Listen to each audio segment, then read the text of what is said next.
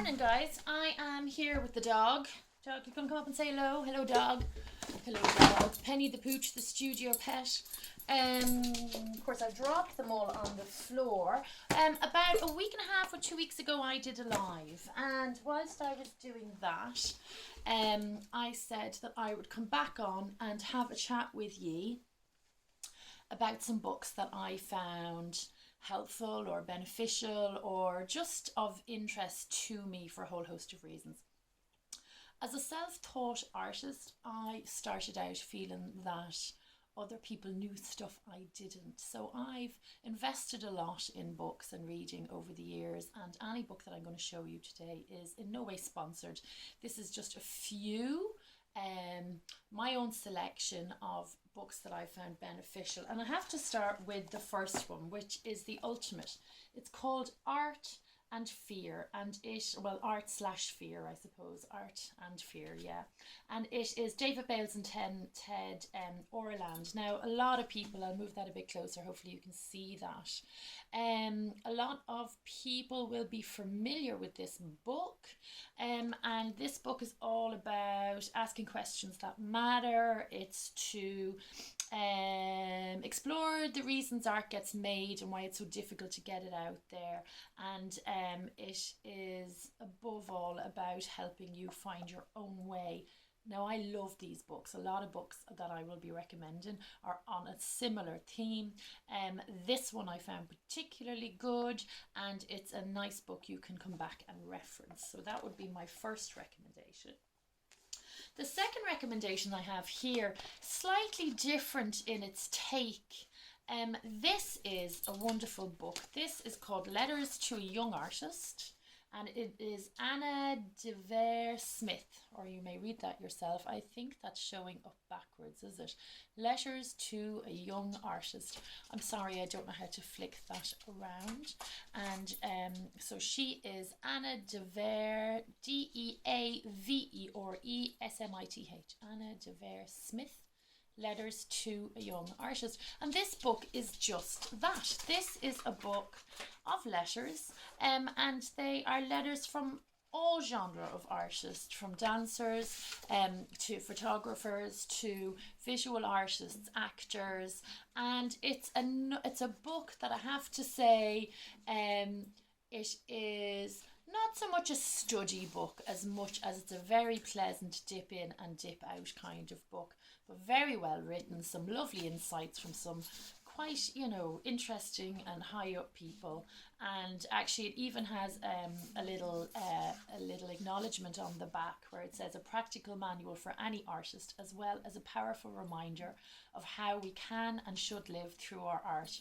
And that's a quote from Martin Sheen, the actor, about this book. So myself and Martin Sheen recommend it. Good read.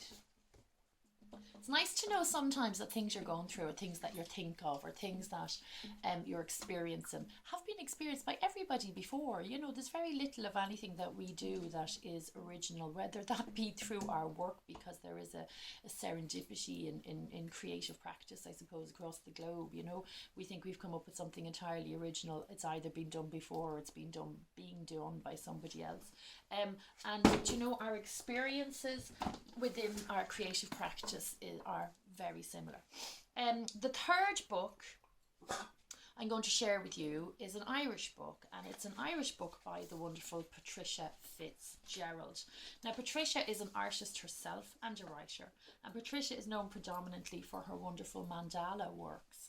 And this book it's a really, really good book. It's really about living your best life. And the tagline is, the book is called Who Would You Be If? And it's Patricia Fitzgerald. And the tag is, who would you be if you had less negative thoughts? You had more time. You could conquer your fears. You could break free from emotional chains.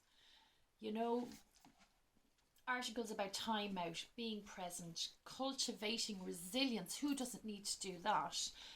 Overcoming negative thinking, gratitude, reclaiming freedom through forgiveness, massive creative visualization, wonderful advice, tips, clues, a very, very healing journal to be read, and it's packed full of good info, very much with mindfulness in its approach. And I would say, sorry, I was just trying to see what the dog was eating. Sorry, I'm terribly human. I'm not great at this, but anyway, yeah, this is really lovely. This is very, very good. And Patricia, I know herself, has a wonderful mindfulness practice. Her mandalas themselves are so meditative. And this kind of brings you back to yourself. It's also lovely that it's by an Irish author. And I believe that that is available in all good bookshops, online book stations. But you can look up Patricia Fitzgerald herself. She has an online shop and you can get a copy there, okay? So that's recommendation number 3. Now, recommendation number 4, and again, we're along the same lines. This one, I have to say, I found kind of very comforting in a way. This is called Trust the Process, An Artist's Guide to Letting Go by McNiff. Now, this is this one, along with Art and Fear, would be well known by many a visual artist.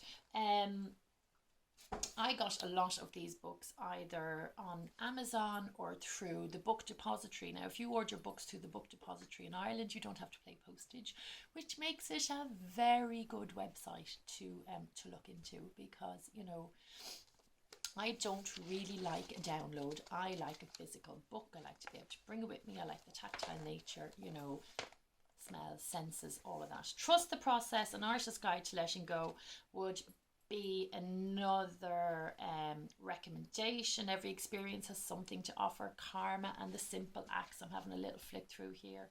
At work, sit with what you already have and dream with it in a new way.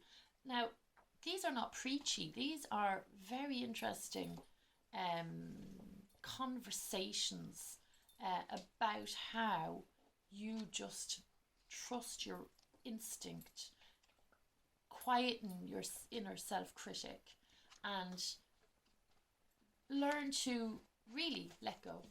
So, The Artist's Guide to Letting Go, a book called Trust the Process, Sean, S-H-A-U-N, McNiff. Recommendation number 4. And then my last recommendation, although I'm being very cheeky in recommending a book I have yet to read, but it's this one. This book is How to Write About Contemporary Art by Gilda Williams. Now, like I said, as a self-taught artist, I used to think that other people knew more than I about all sorts. We're leveling the playing field. You know, I don't think that anymore. However, this is really interesting, and I've picked it up because, and I'm going to read what it says in the back.